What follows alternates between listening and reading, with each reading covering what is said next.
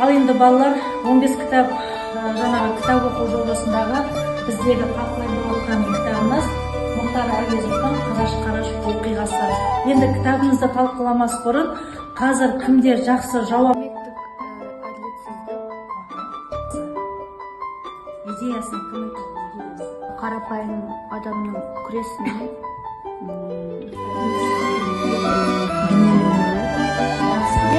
балалар трагедия жараспайтын оларды өз ауылына келу алғашқы үміт оты.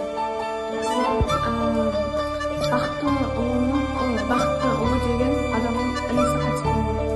Тартыстың құрбанына айналған текті ұлдың Қалтайдың қолына қаза табуы. Бай адам болған, сол жұмыс істеген кезде сол текті ұлды сабап тастаған. Бақтығұлдың ауыр еңбекпен күн көруі. Сенің біртіндеп Бақтығұлды сатып кетуі. Ең бас көмекте көтермеген, ең соңында оны тастап кетуі. Қарсылығы ғана емес, бұрқ еткен әлеуметтік жарыс. Біздегі басты кейіпкер кім бізде? Бақтығұл. Одан кейін келесі кейіпкер кім деп? Жараспай болыс келесі. Тектіғұл соңғысы Қалтай.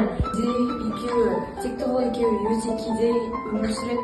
Және де Бақтығұлдың 3 баласы болған, оның жастары 10 жас, және де 5 жас, және 2 жас. Өзі Бақтығұлды, Тектіғұлды өлтіріп кетеді, Бақтығұл оған сатқын жасағаны үшін жазасын алады. Жараспай 200 болған. Жараспай ең басында Бақтығұлмен дос ретінде болды, артынан оған пышақ тығады. Жақсы болғанмен шын мәнінде 200 адам. Еліміз Тектіғұл. Әңгімеде Тектіғұл туралы не білдіңдер? Трагедиялық бейне. Жалғыз ең жақын адам болған. Бақтығұл үшін басты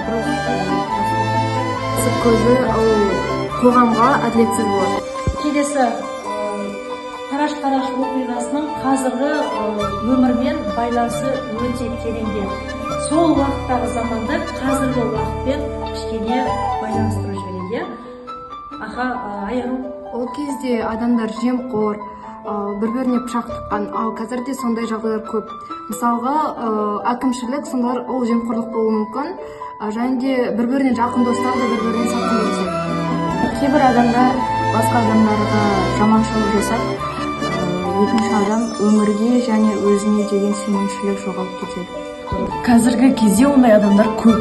Қиыншылық кезінде маңдай терімен еңбек етіп ақша табуға тырысады.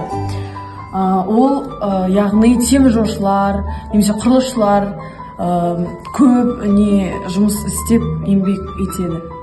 Бақтығұл маңдай терімен күн тапқан еңбекқор адам. Қазіргі кезде де ондай адам көп кездеседі. Қазіргі кезде де мысалы менің ата-анам да Бақтығұл секілді еңбек етеді. Повесте әділдің сотты болмауы деп тұр. Ал қазіргі өмірде бай мен кедей құқықтары тең.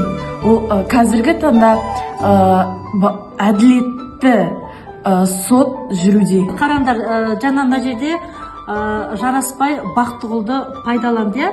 Сендердің өмірлерінде болды ма сондай достарын сендерді пайдаланып сатып кеткен болды ма? Кімде болды?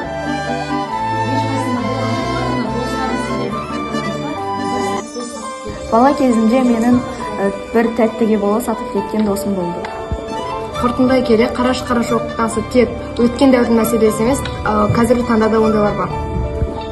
Әділет, Адамгершілік, ар-ұят, жемқорлық пен күрес. Кедей мен бай арасындағы алшақтық сияқты ортақ проблемаларды қозғайтын шығарма.